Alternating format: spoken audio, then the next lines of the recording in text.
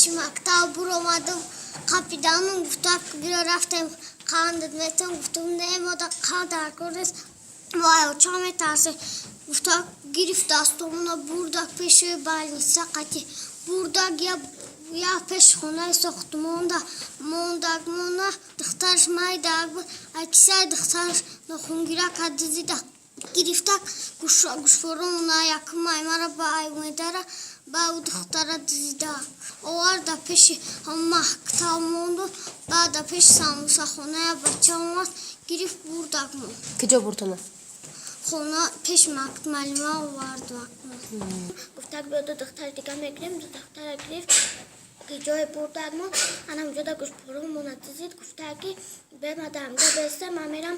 چی پلو میگیرم و میام اسمی تامیتم دیگه ناومد دیوم بود در صنفوی چهار بعد زنگ زدن که همین خیلی طلبه دارید گفتم هم خیلی طلبه دارم بدخشان و امیده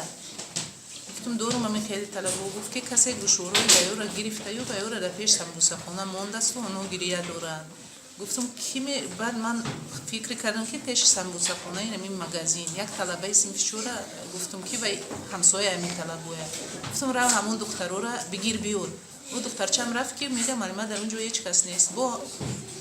او آدم زنگ زد که با من باید زنگ زدم گفتم در کجا این دخترو او که یو در پیش بالنیسه در پیش سمبوسه خونه گریه دارن و انا که اکای او یک طلبه دیگر تون همون جویه و ای خونه ابید کور اومده ایستاده بود گفتم اگر نیست سیاده بگو طلبه رو بگیرد همین جو بیورد خونه شونه و همین جو بیورد یک دم پس اون بچه همیورا آورد و من در سپورید و گفت که کدوم میورا برده گوشوروشونه وای کرده با من همون گرمی در خودشونه پرسیدم چی شده و بعد کدومی را روحی کردیم که پدر و مادرشون فریاد کنند اومدن حادثه را گفتیم دادیم ویورا گرفتن رفتن در خودشونه